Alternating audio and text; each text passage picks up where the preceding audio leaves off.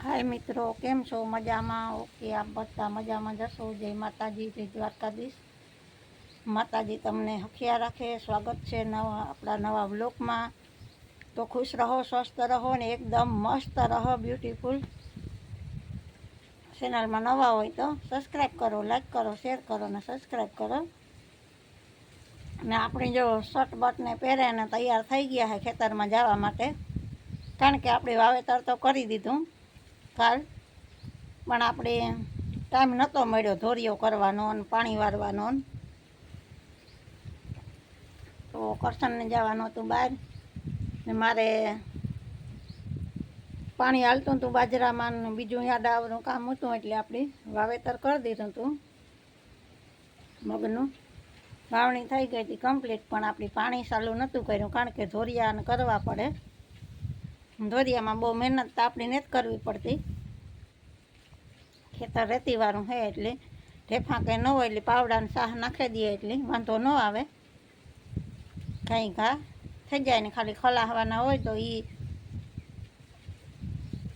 મારે ત્યાં આજે ધોરિયો લગભગ નહીં કરવો પડે, કારણ કે એક ભાઈને આ બે છે એટલે થઈ જાય.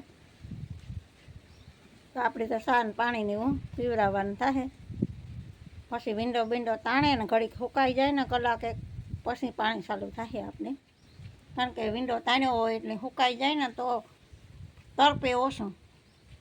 આપણે હાલવા ચાલવામાં નાખું વારવામાં વાંધો ન આવે, પણ એનું કારણ છે કે આપણે હે પારિયા લાંબા એટલે તરપે તો ખરી જ. 2 દી ને એકાદી રાત થાય અથવા 2 રાતું ને 1 દી થાય એક પારિયું પીવડાવતા. પાવર હરખો ટકે તો વહેલું પણ પીએ જાય, કંઈ નક્કી નહીં રહે, પાવર ઉપર આધાર હોય. એટલે ઠાવકો વિંડો તણાઈ જાય ને તો રીજ ઓછી થાય, રીજે નહીં એટલે બહુ વાંધો ન આવે. આપણે ટૂંકમાં કે આપણે કાદુમાં જાજુ હાલવું ન પડે, 2 જ ડગલાં ખાલી એકાદું ડગલું હાલીએ તો ધોરિયો આવે જાય, એના કરતાં ધોરિયો રીજે જાય એટલે કાદુમાં પાછો પગ ખૂટે જાય એટલે પગ પાછો નીકળે નહીં ઘડીકમાંથી, ને નકામું ખેતરે રગડાય વધારે, આપણે પણ થોડીક તકલીફ પડે. તો આપણા બ્લોગમાં કન્ટિન્યુ રહેજો,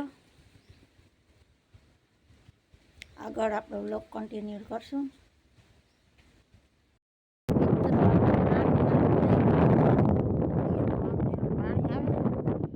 ડબ્બો રાખી દીધો હે, જો આ ડબ્બો દવાનો, નીમાં આપણે પાણીને દવા મિક્સ કરવાની છે. તો પહેલાં તો આપણે ડબ્બો ભરી લઈએ પાણીનો, પછી અડધો ભરે ને પછી દવા નાખીએ, પછી પાછું નાખીએ પાણીમાં. તો મિત્રો આ છે આપણી દવા. જ્યાં 1 ઢાંકણું આપણે આમાં 1 માપીયું નાખીએ, 1 થી 1.5 એક ડબ્બામાં. ડબ્બો ભરાઈ ગયો કમ્પ્લીટ. હવે જા આમાંથી પાણી આપણી જાહે, થોડુંક ઓછું આવે થોડુંક વધારીએ. આ રીતના પાણી ક્યારામાં જાય, ક્યારો ભરાય તો ડબ્બો ખાલી થઈ જાય. 1 ક્યારામાં 1 ડબ્બો જોઈએ આપણે દવાનો.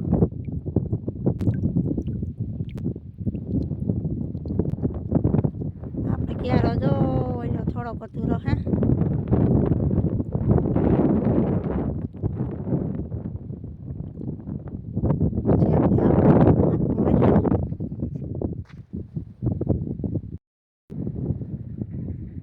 એક સાઈડ પાણી વધારે ભાગે,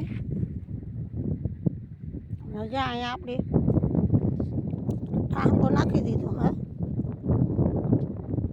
એટલે હવે અહીંથી પાણી પછી આ સાઈડ જે કોરી છે ને એ સાઈડ જશે.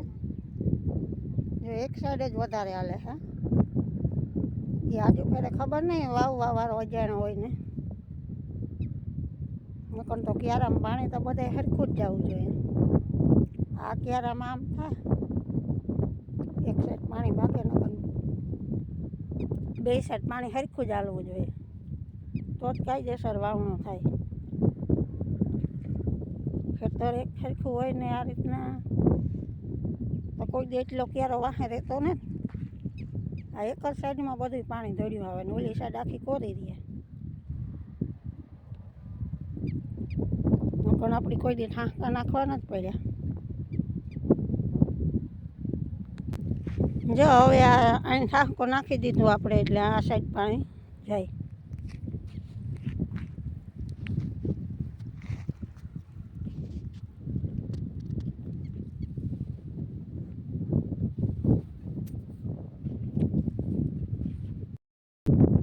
મિત્રો આપણે જો ચાલુ કરી દીધું છે બરોબર પાણી મતલબ કે કોરવાણ પગમાં જો હવે આપણે અહીંયા નાખું બહુ રેતીવાળું ખેતર ધોવે નાખે એટલે આપણે પતરું આંડું દઈ દીધું છે ને જા ક્યારેમાં ભરી દીધું છે. હવે કલાક પૂણી કલાકે ભરાશે. હમણાં જો આ બકરાવાળાને બિચારાને તક આવી છે. બકરાને અટાણે શીરો ને ભજીયા મળે છે, અળદિયાનો લસકો, કારણ કે અત્યારે ખેતરો ખાલી થયા એટલે ખડ હોય સારામાં સારું તો ધરાઈ રહીએ બિચારા. નકર તો ખેતરું ખાલી ન હોય થોડોક ટાઈમ રહીએ, બાકી તો પાછા પાણીવાળા થવા આવે દીધા એટલે વરે બકરાને પછી ખેતરોમાં આવવાનું નહીં રહીએ.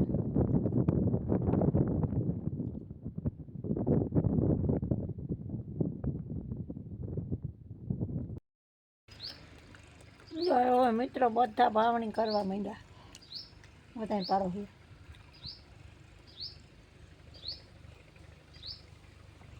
હા આપણા પાસે વાળો રહી છે ભાઈ. હા ઉના ખેતર મોટાને વાવણી હાલે.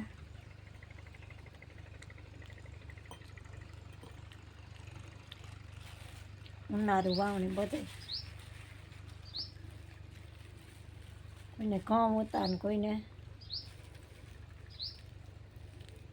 જીરા હતા ને ધાણા હતા ને બધું હકેલી લીધું. હવે નવી શરૂઆત છે વાવણીની. જો મહેમાન આવ્યા ને તે વૈયા જાય, વૈયા ગયા બિચારા પલ્લો સેટો રહ્યો ને એટલે ન મેળ આવે રોકાવાનો. દૂધાણા પાણી રહ્યા